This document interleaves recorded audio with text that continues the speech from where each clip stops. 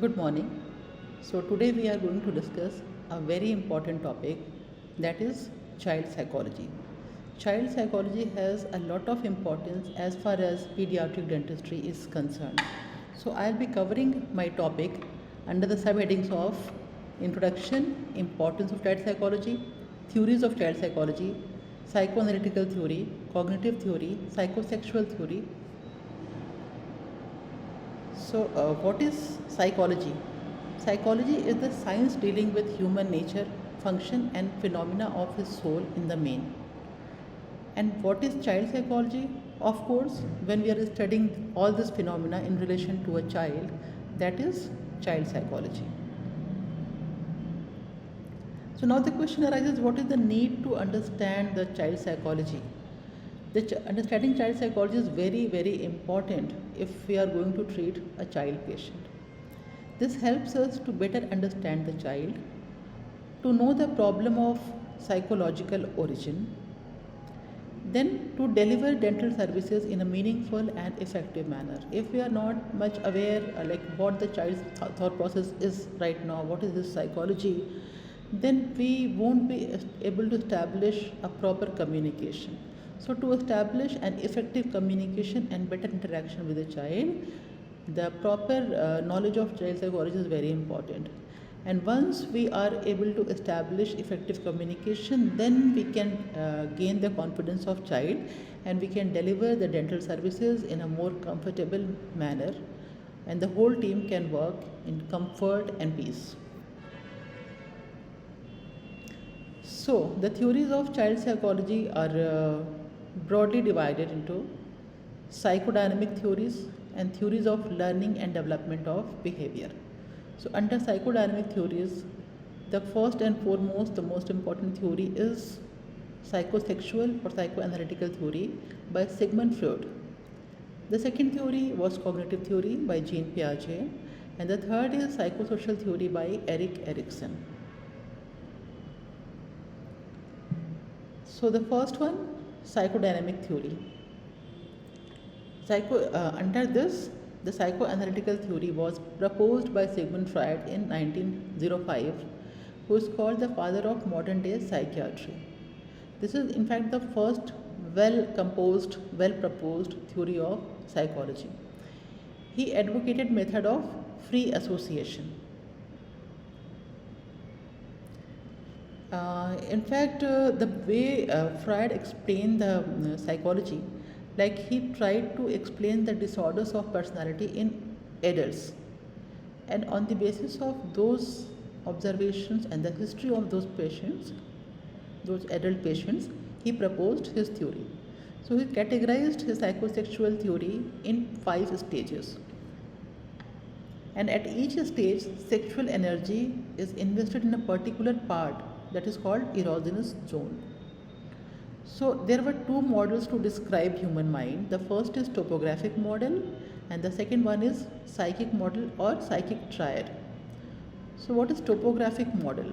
Our brain has 3 levels of consciousness. First is conscious mind, second is pre-conscious mind, and third is subconscious or unconscious mind. So conscious mind is a part of personality which while we are interacting at present, what we are doing, what we are paying attention to, that is conscious mind. While pre-conscious mind, it involves ordinary memory of knowledge, things of which we are aware, but at this moment we are not paying attention to that particular knowledge. Then comes subconscious or unconscious mind. It is the process and content which are normally out of direct reach of our conscious mind.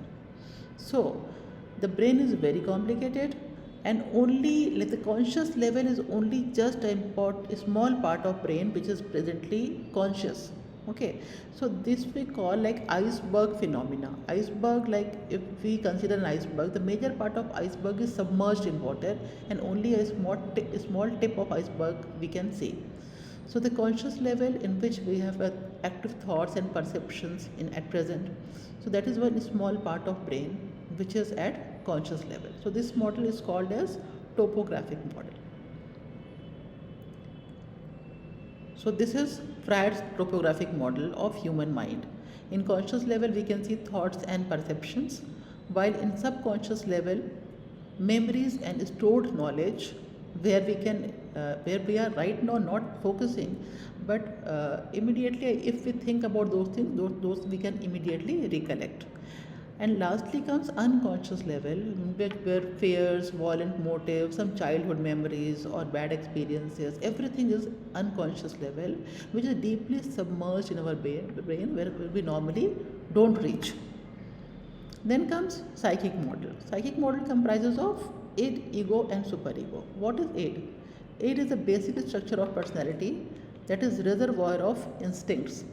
It is based on pleasure principle. So, like it is governed by pleasure only. The features of it is present at birth, impulse ridden. The seeking pleasure is impulse ridden, instinctual. It strives for immediate pleasure and gratification without thinking of morality or without thinking of the consequences. We want to achieve something and we are immediately acting to achieve that. So that is pleasure principle or id. Second is ego. Ego is reality principle. It is a mediator between id and superego. It develops out of id in the 2 to 6 months of life, where just not only pleasure but some aspects of reality also the child starts understanding. This is concerned with memory and judgment. It is a state in which there is expression of it within the constraints of reality and demands and restrictions of superego. I'll make it more clear when I discuss superego. Superego is a prohibition learned from environment. Acts as a sensor for acceptability of thoughts, feelings, and behaviors.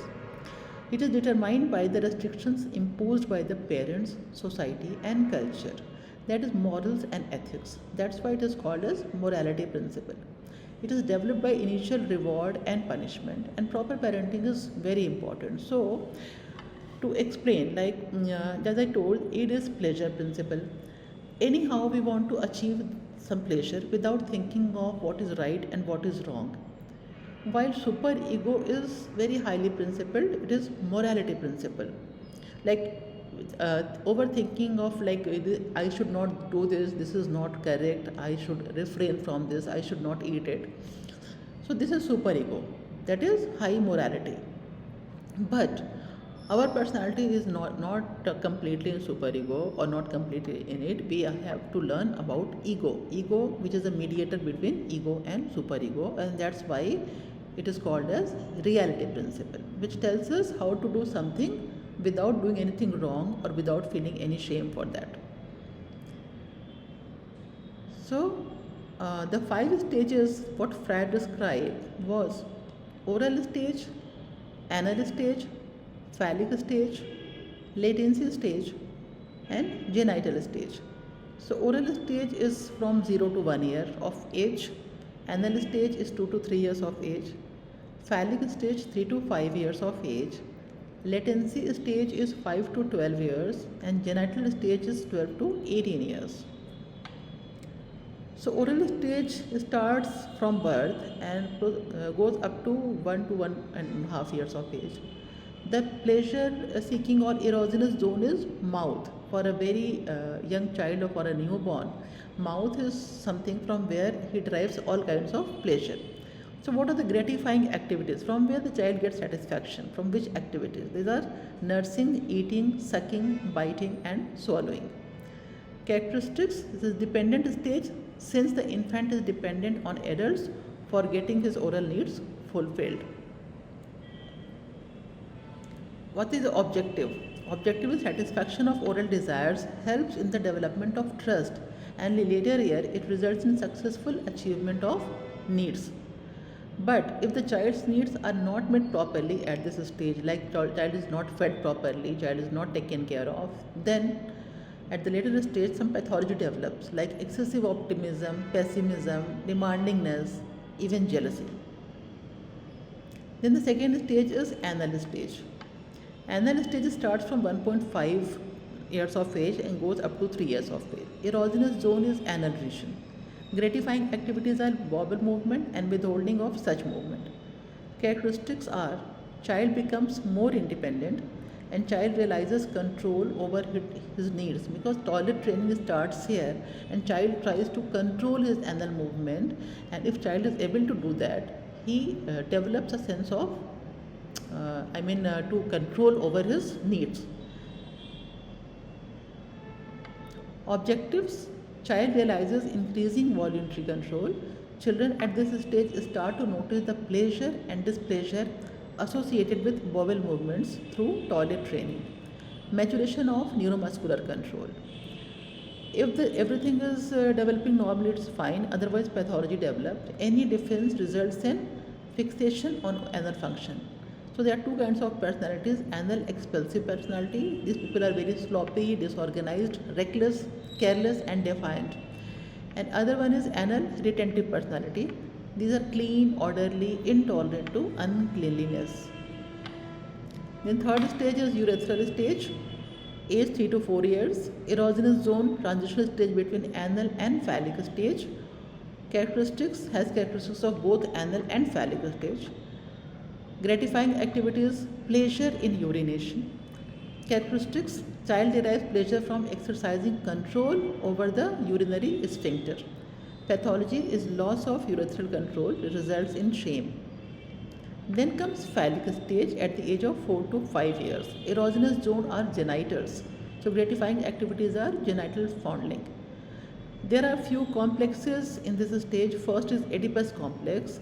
The child is feeling of attraction towards the parent of opposite sex together with envy and fear of same sex parent. So boys feel attracted towards mother and feel jealous of their fathers. This is called as Oedipus complex, based on some Greek mythological tale or story. Okay, this term has been given, Oedipus complex. Then comes Electra complex. In girls, this type of attraction is called Electra complex, where the girls become subconsciously sexually attracted to their father and envy their mothers. Castration anxiety. Boys in the midst of Oedipus complex often experience intense castration anxiety, which comes from fear of punishment from the father for their desire for the mothers. While girls develop penis envy, girls notice that she does not have sexual organs of her father or brothers and she experiences penis envy. Objectives: child realizes sexual qualities without any embarrassment. Child is very young to think about any embarrassment or right or wrong. Pathology: balance between male and female role does not develop if characteristics are not resolved. All these characteristics should get resolved at a later stage. Then comes latency stage. Latency is 5 years of age up to puberty. Characteristics: sexual feelings are suppressed to allow children to focus on other aspects of life. Now the sexual urge is being suppressed and children are focusing on their studies, competitions, games, sports, friendship, other things. So greater degree of control over instinctual impulses. Now the child can control his instincts. Objectives: more importance is on peer development and character formation.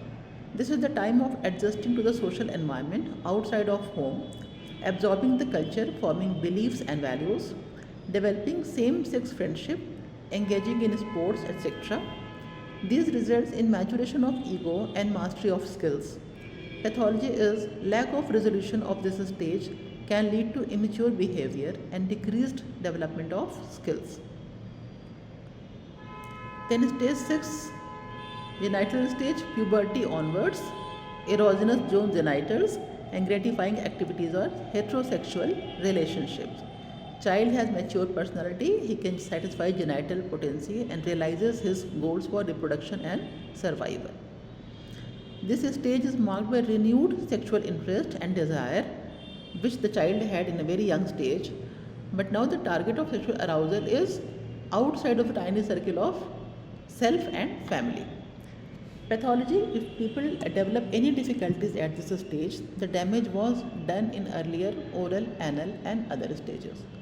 Attraction to opposite sex can be a source of anxiety at this stage if the person has not successfully resolved the Oedipus and Electra complex.